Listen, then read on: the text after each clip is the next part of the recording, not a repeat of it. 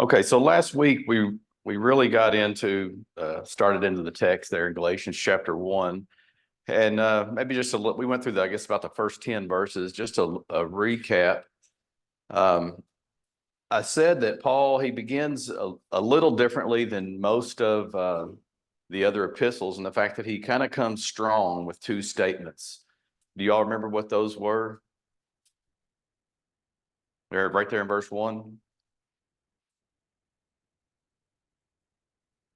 Seems he's the not sent from man nor through the agency of man.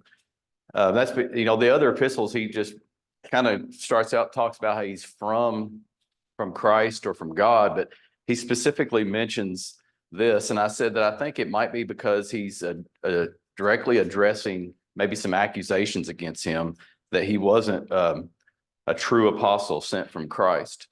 So he starts out very strong with those two statements. And also another thing we saw, I feel like in verses 1 and 4, is that he starts to lay his groundwork for the case he's going to be making in chapter 3, where he starts there. And that is in the fact that, it was God's will that deliverance or salvation would come through Jesus giving his life and God raising him from the dead, not through law. So salvation would come through Christ.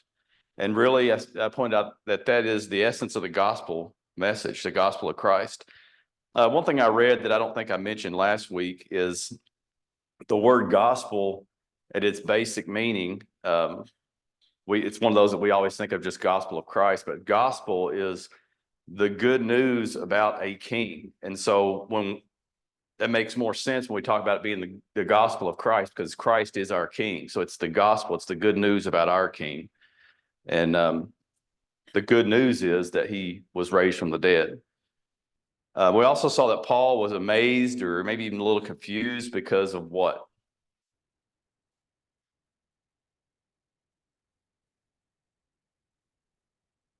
But away from the purity of the gospel, perversion.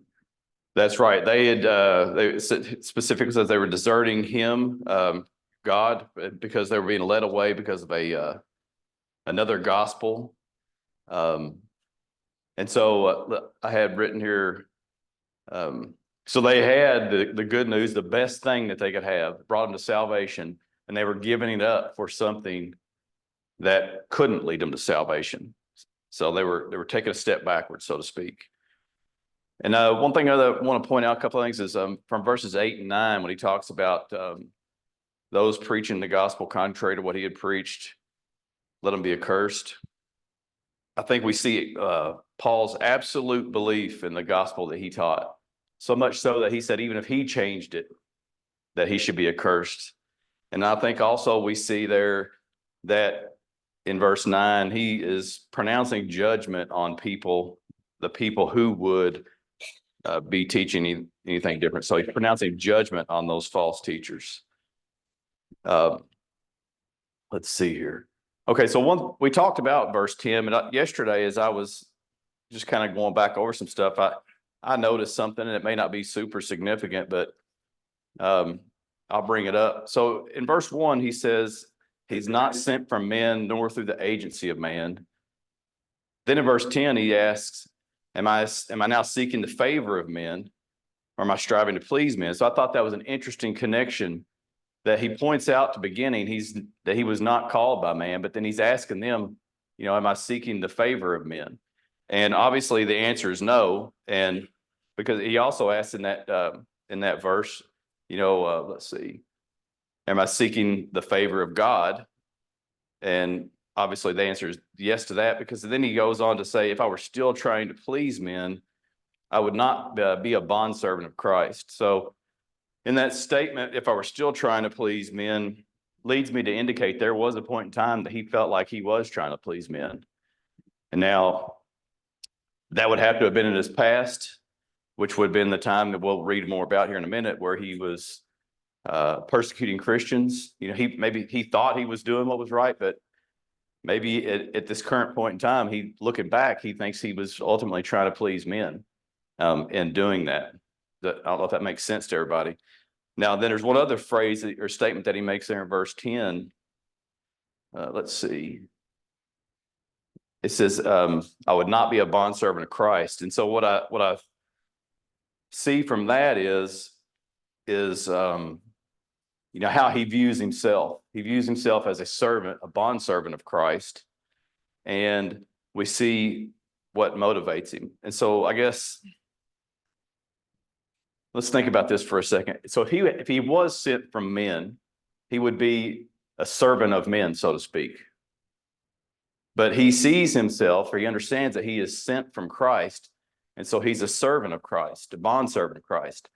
Now, when you think about a servant, what is the job of a servant?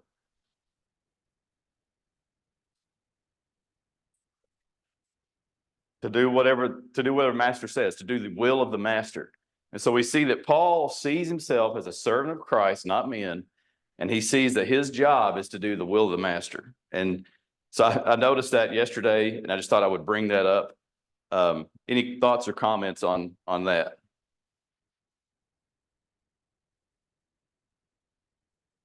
Okay, so moving along, I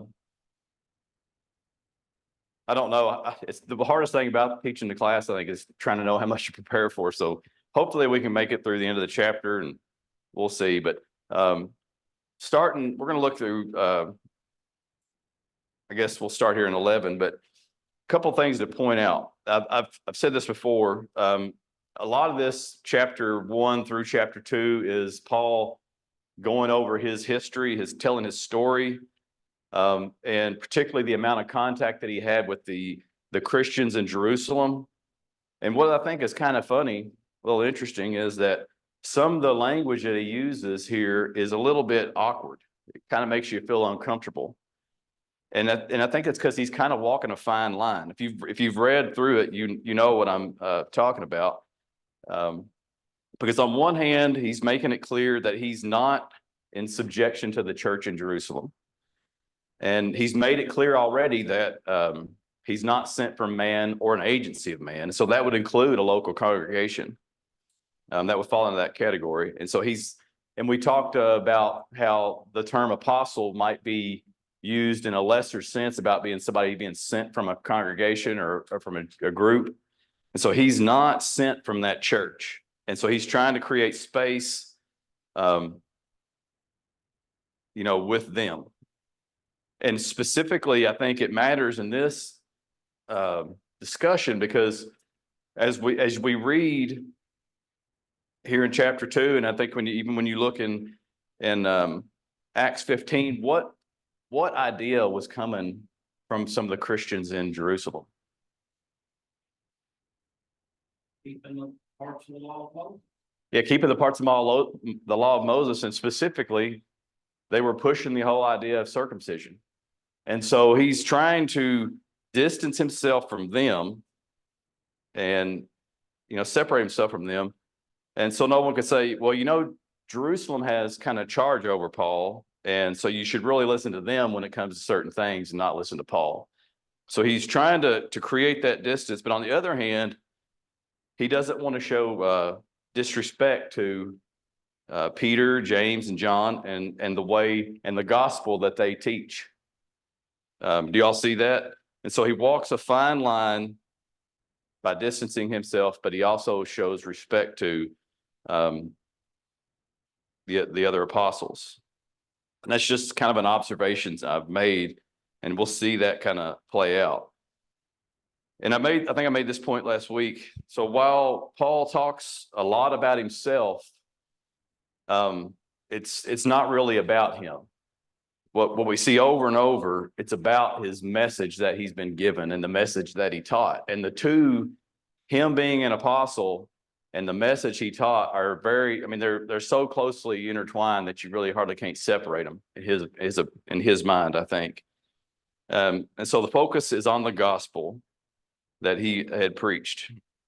And as we pointed out last week, if you're a false teacher, if you're trying to undermine somebody, you're going to attack their message and them. And so both the authenticity of his message and his character as an apostle are being, I guess, brought into question.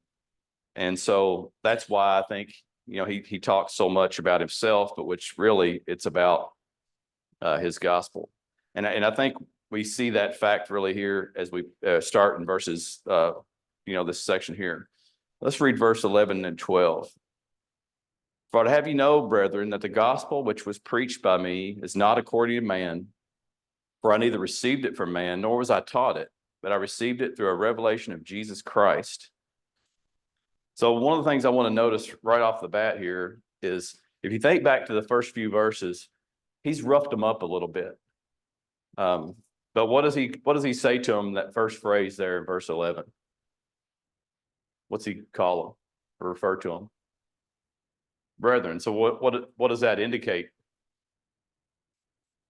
And he hasn't thrown them out yet, really. As we'll see later on, I think in chapter 5, he has confidence that they're going to do the right thing. They can do the right thing. So even though he kind of wore them out a little bit in the last few verses, he still views them as brethren.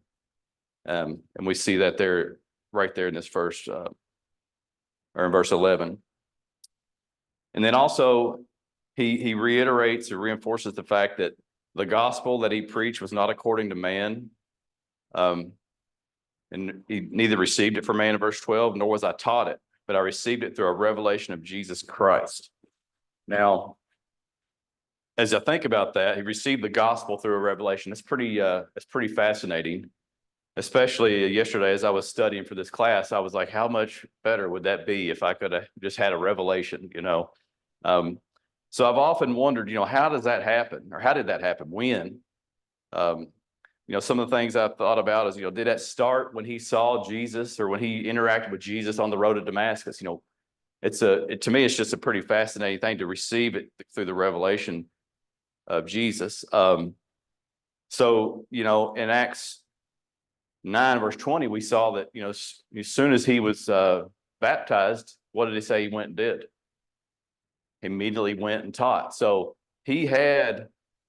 there was something very unique and special that happened for Paul.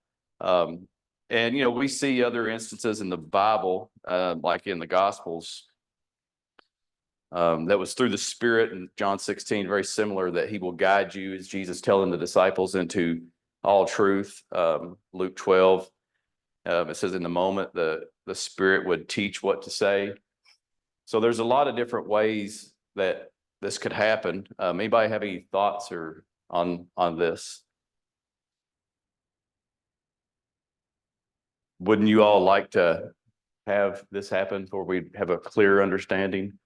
One thing I was thinking about is, when you think about Paul's background, he was very well versed in the Bible, in the scriptures, in the Old Testament. And so maybe, once he did start to understand, or it was revealed to him, can you imagine the amount of just kind of clarity that probably came to his understanding is once he started, because he knew all this history, and all of a sudden he looks at it through a different set of lenses, so to speak, and everything just popped for him, maybe. But that's just things I was thinking. But nonetheless, he received the gospel through a revelation, and again, the importance of that is that he wasn't taught it by any man. He received it from God. Verse 13 and 14. For you have heard of my former manner of life in Judaism, how I used to persecute the church of God beyond measure and try to destroy it. And I was advancing in Judaism beyond many of my contemporaries among my countrymen, being more extremely zealous for my ancestral traditions. He says that they've heard about his former manner of life. And I would say that what Paul is about to tell here is probably a story that he had told many times. Because if you're teaching this gospel message and you've experienced the things that Paul has experienced and gone from where he was to where he is now and come that far, I mean, what greater example would you have? So for how the gospel could change somebody. So I'd say this is probably a story that he's told many times. And it's probably, he says that they've heard, he probably is the one that told them about it, while he was teaching. them. And he goes all the way back to the time before he was a Christian, where it says he persecuted the church beyond measure. We know that he said he tried to destroy it in Acts chapter 8 and verses 1-3. We see that Paul uses the phrase there, but that Saul was ravaging the church. And then, as we know in Acts 9, he had basically permission slips from the people back in Jerusalem to go and arrest Christians. And that's where he was on his way to Damascus, so he could bring Christians back to Jerusalem so he could they could be persecuted. And so he points out that he was advancing in Judaism, really the head of his class, so to speak, as beyond many of his contemporaries and countrymen, and being extremely zealous for his ancestral traditions. Any thoughts or comments on those two verses? Mike, kind of reminds me of Jesus' statement several times in the Sermon on the Mount, where he said, "You have heard it said." And that's the sort of thing that Paul was following after, was the things that you have heard it said, those ancestral traditions. He distinguishes that between the Word of God.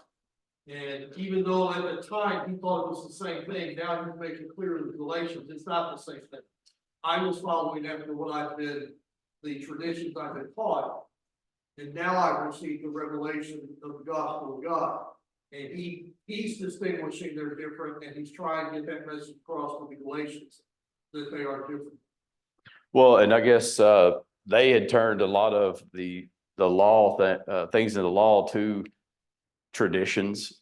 And then also, I guess it also speaks to the fact that maybe in doing the traditions, following the traditions, he was, trying to please those people.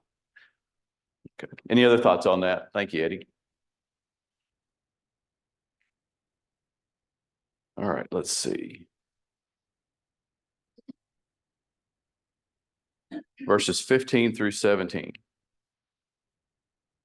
But when he who had set me apart, even from my mother's womb, and called me through his grace, was pleased to reveal his Son in me, that I might preach him among the Gentiles, I did not immediately consult with flesh and blood, nor did I go to Jerusalem, to those who were apostles before me, but I went away to Arabia and returned once more to Damascus. Okay, so let's see. He makes the statement, who had set me apart. So we see Jesus actually say something very similar from the other angle of that in Acts 9:15, when he's talking to Ananias. He tells Ananias to go. He says, "Go, for he is a chosen instrument of mine to bear witness, to bear my name before the Gentiles and kings and the sons of Israel." So Jesus here says he's chosen, and Paul is kind of on the other side of that, saying that I was set apart, which is, I think a very similar principle there. Does that make sense to everybody? Okay. He said he set me apart even from my mother's womb.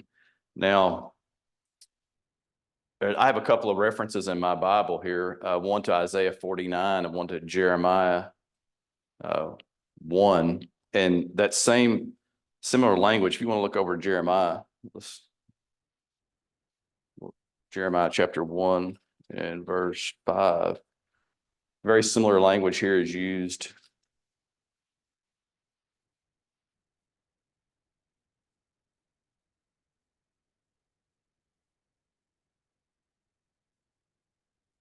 Oh, that's good.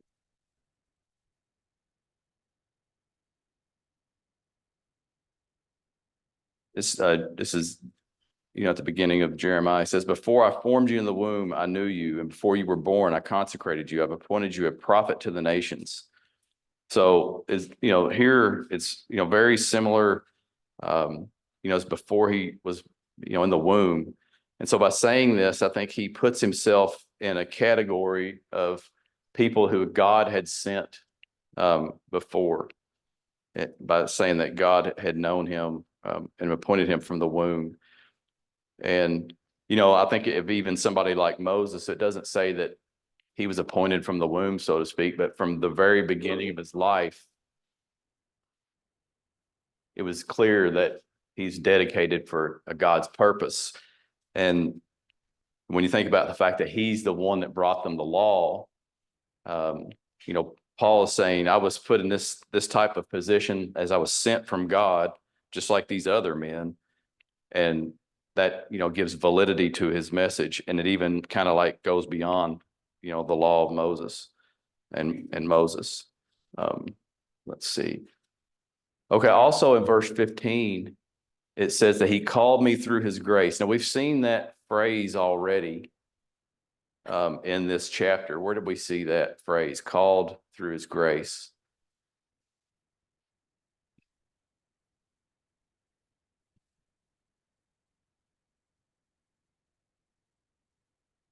In verse 6, when he says that he's amazed that they're quickly deserting him who had called you by the grace of Christ.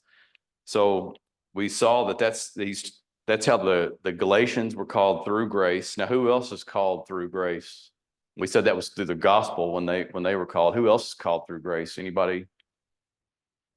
Yeah, exactly. All of us are called through grace the same way, through the gospel, the same way that the Galatians and the way that Paul was. So I think it's important to note that there in verse 15. Okay, he also says there, moving on through 16, that he was pleased to reveal his son in me that I might preach him among the Gentiles. So I was also thinking about this. You know, I go back to when Saul's on his way to Damascus and just the events there in Acts, I guess it's chapter 9. You know, he was blinded by the light. And so Jesus, then he has this interaction with Jesus. And so I was, you know, I'm not a very like literary type person, but I was thinking of I guess the symbolism in a way that he's blinded by the light, but in a way that's when his eyes are truly open because he sees Jesus at that point. And so he was revealed to him through this event. And so I think kind of goes back to when we were talking about that revelation. It's initially here that he starts to see and understand the truth because he interacts and he sees Jesus, the risen Savior. You know, and like I said, in a way, his eyes are open. And in that interaction, let's see.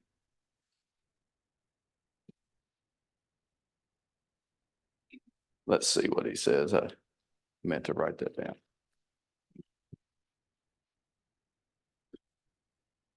Over there in Acts chapter 9. Well, no, that's not where I was wanting this.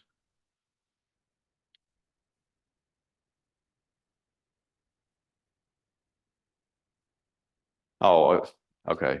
Yeah, in Acts chapter, not Acts chapter, but Galatians there in 1 verse 16, to reveal his son that I might preach him among the Gentiles, preach Jesus. And I think sometimes we hear that phrase, preach Jesus, and it's very simple 2-word phrase, but there's so much to that when you really think about it. It's about, you know, preaching his life, his death, his resurrection, the things he's done for us. And so that's what, you know, that's why Jesus was revealed to him so he could go and preach him to the Gentiles. Any thoughts on that so far? Okay, so in the middle of verse 16, I think he starts to kind of make a key point. He says, I did not immediately consult with flesh and blood. And I also think this is, you know, maybe where he starts to walk that line, that thin line that I was talking about earlier. So he says, I didn't consult with flesh and blood, which I think another way that we could say that, I didn't consult with man. And we've already said and seen that he's said multiple times that he wasn't sent for man. He didn't receive his gospel from men. And so he says, I didn't consult with men.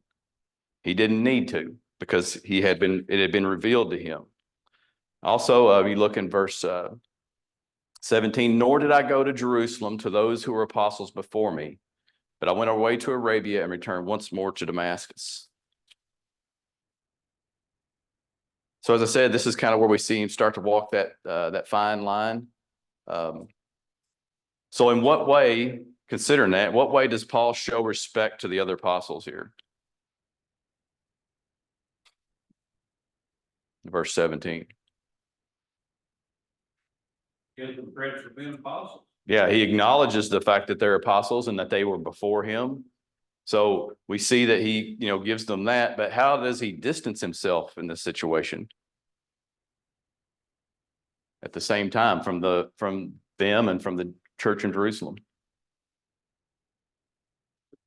Yeah, in a quite literal way, he separated himself with miles, so to speak, and didn't go there. He went away. Now he says he went to Arabia. That's not mentioned in Acts, but we get that here. And then he later he returns to Damascus. Let's see. Yeah, he returned once more to Damascus. All right. Let's see. So in verse 18, then 3 years later, I went up to Jerusalem to become acquainted with Cephas and stayed with him 15 days. But I did not see any other of the apostles except James, the Lord's brother. So 3 years later, he says, I think it's kind of interesting, when it comes to some of the time that here and then what we'll see in chapter 2. In Acts, this is just simply described as many days or some days, I think maybe. So it's 3 years. But so you can see how just we can't really always tell the time in Acts, but we get a little bit more clarity here. So after 3 years, he goes up to Jerusalem and he stayed with Peter for 15 days. And he says there that he didn't see any of the other apostles except James, the Lord's brother. Now, if you're like me, you might be scratching your head a little bit on this, because were there any Jameses in the apostles? Get a lot of heads shaking. Who were the Jameses? James, son of Zebedee, and James, son of Alphaeus. That's right. But we don't hear any mention of James, the Lord's brother, right? So, the question I guess would be, who is this? He's mentioned in Mark chapter 6. We are kind of, I guess, introduced to him as being one of the brothers of Jesus. When you think back to, what we've read through the Gospels and studied through the years, what was the attitude of Jesus's brothers towards his teaching? I'm getting a kind of a not so good kind of head shake from Brett, right? They didn't have a good attitude toward him, did they? Let's see, I think, well, in Mark 3, that it seems like what the context says, they thought he was kind of crazy. John chapter 7 says brothers didn't believe him. So the question is, what happened that maybe changed this man's mind? Yeah, the resurrection. So clearly something happened between the time that that they didn't believe. And actually, I think by the time you get, into Acts, we see that his family they kind of got in line and they did believe and they understood. It was all clear to them. And even in 1 Corinthians 15 and verse 18. So this is what I think kind of, gives a little bit of insight into what Paul says here. We see him referred to here in verse when Paul's kind of like going over the resurrection of Christ. Let's see, and knows who it was. It 1 Corinthians or 2 Corinthians? Might be 2.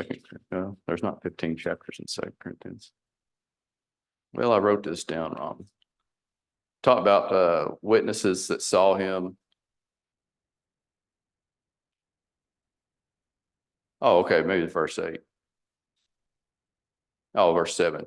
Chapter 15, verse 7. He appeared to James and then to all the apostles. Talk about all the people that Jesus had appeared to.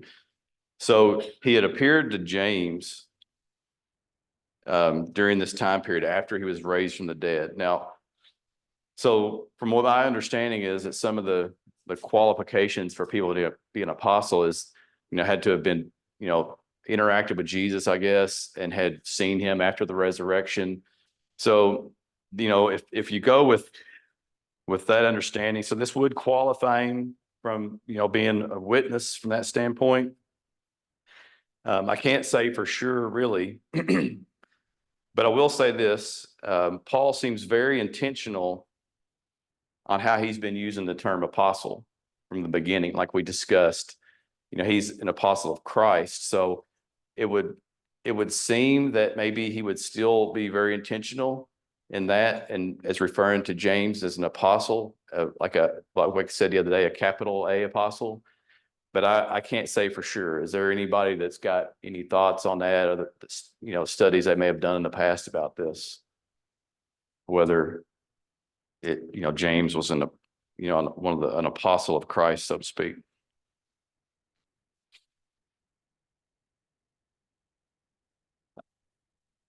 Okay, so hopefully, I guess it doesn't really change, his intent on this letter and the message that he was teaching.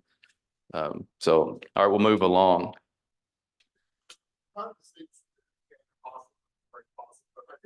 The people who are referred to as apostles, I think Barnabas is also referred to as one. We call them a little like apostles if you want, but I think the point being made is that they're all very literally sent on this message, to do this. They're not like today's preachers where they just, they at some point in the person's life, they think, maybe I will become a preacher. It's a decision they make. These were all people who Christ had really sent out with this message, and they had authority because of it. Okay, but it did seem like there's a distinction that some people were sent out just by congregations, not specifically by Jesus. Yeah, that's true. But I mean, I think even if Jesus sends you out, it makes you an apostle in the sense that you're being sent by him with this authority. If you're sent by God, it doesn't make you necessarily one of the 12. Even Paul sort of seems to be distinct from the 12. He's an apostle and he has authority because his authority comes from God, but he's never listed as being one of the 12 apostles. He's not listed, but I would say he's in that same vein or category as them, as opposed to maybe some of the other people. It's the same category, since that he also has God. Yeah, because he's right. Yeah, he has, other things going on. I guess he's inspired, and there's other people that aren't apostles that are inspired, but yeah, I think there's a little bit of a difference, Any other thoughts? I just think it's a little bit different, it's shades of meaning. We're not whether or not we're exactly come down on exactly how to describe the role of whether it's office or not office. I think in all these instances, it's trying to convey to us that these people are speaking by the authority of God. That they're on a mission by the authority of God.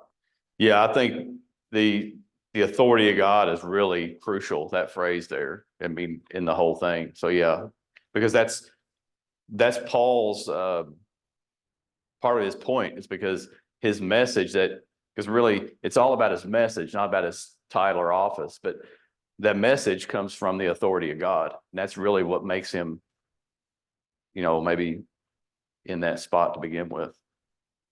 For James, if we look at the Acts and these other references, he became very prominent in Jerusalem, and he seems to have stayed in Jerusalem when most the apostles went somewhere else. So he would be seen as the authority of Christ in Jerusalem. And to use the language here later on, a pillar of the church. Yeah. So yeah, James does have a specific, seems like some clout there in Jerusalem.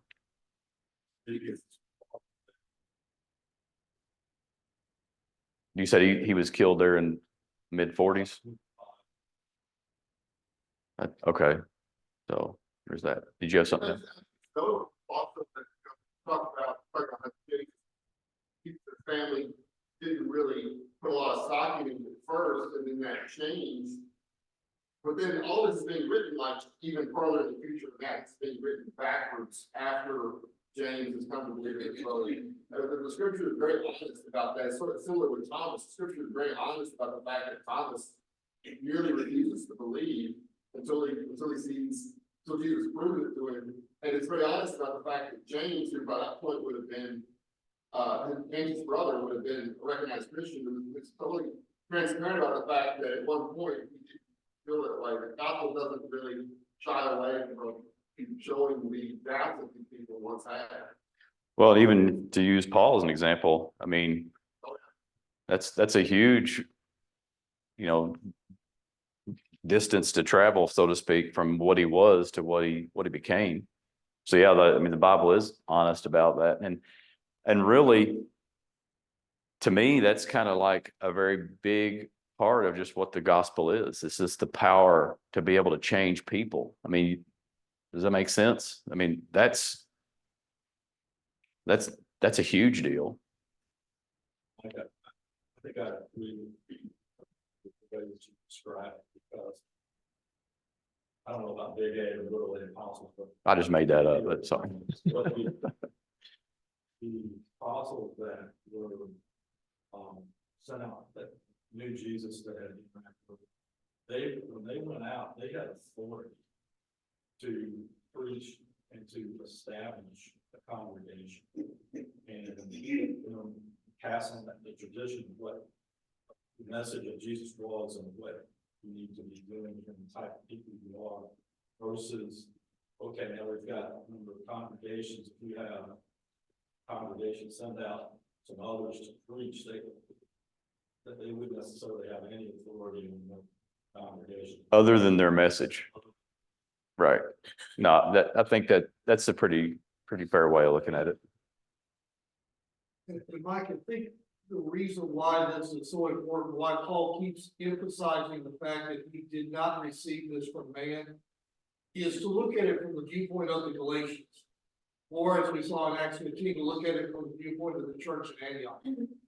They had people coming to them, preaching to them a gospel, Paul and Barnabas, and then they had people coming and preaching a different gospel. But the people that were coming from Jerusalem. In chapter 2, it says there were men who came from James. And so from their perspective, you have people that are coming and speaking with authority. Then you have other people coming and speaking with authority, and they're teaching a conflicting message. And so in their mind, it's kind of like saying, okay, which one are we supposed to balance? Which one are we supposed to trust? Which one are we supposed to believe? And so what Paul is trying to point out is the message I preached to you was not coming from me. The message I preached to you is coming directly from God. And so that's why he says, even if I preach something different, if I preach something different, I'm going to be accursed. If anybody else preaches anything different, they're to be accursed. He's really emphasizing this message that I preached to you is a message that came by the authority of God. And anything from anybody else, including me, is wrong. And we will see in chapter 2 his concern for that, and the fact that when he goes to Jerusalem, he says that he was worried that he might or have been running in vain.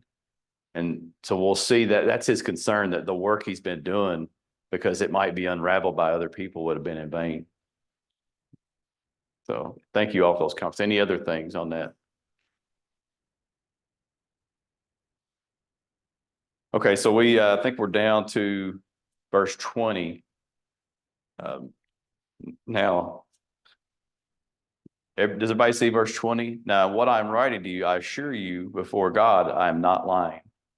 Now, typically that goes, when I hear that phrase, bells go off and red flags go up, don't they?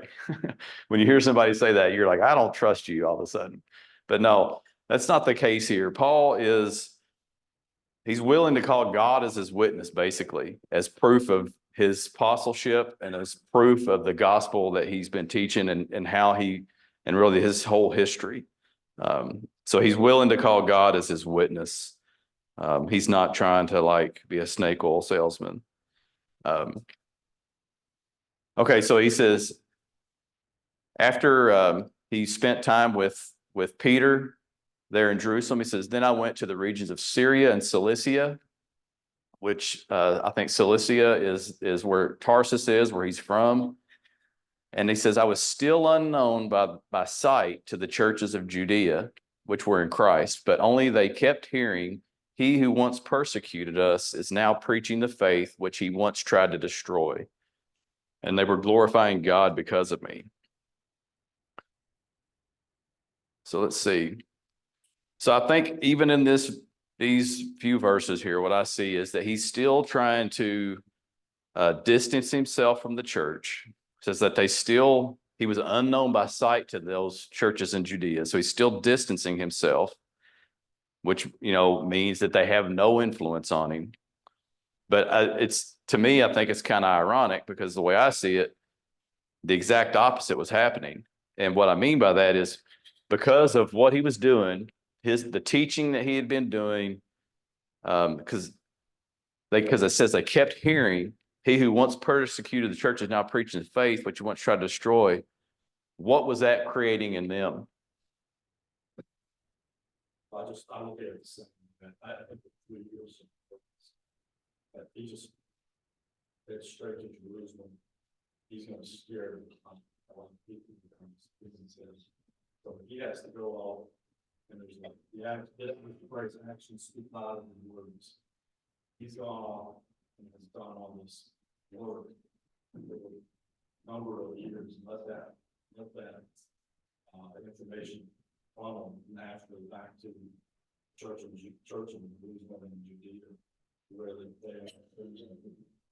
maybe this man has changed part of the.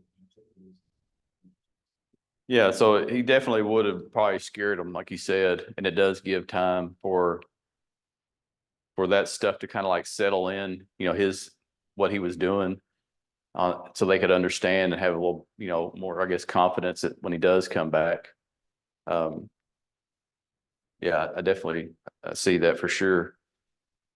And what's the end result of what they're hearing from him? What do? They glorify God because of what they hear, what Paul's doing. They're affirming that Paul is preaching the gospel. They're affirming it, but so I said that they have no influence on him because he's not seen them and interacted with them, but he has definitely influenced them in what he's done because they're seeing it and they're glorifying God because of what he's done. And so I was thinking, it reminded me to the book of Acts when you hear and you read of like as Paul goes through a lot of these journeys, and he it seems at times like it's a pretty bad situation, and he gets run out of towns, town after town. But there's a phrase very similar to that, but because of what was happening to Paul, God was being glorified. And so we see a very similar thing, here is that, they heard what Paul was doing and he had an influence on them and they weren't influencing him. So that brings us to the end of chapter 1, which is, I guess, right on time. So next Sunday, we'll start with chapter 2, and I don't know how far we'll get, but we'll start there in chapter 2. Thank you all for your comments today.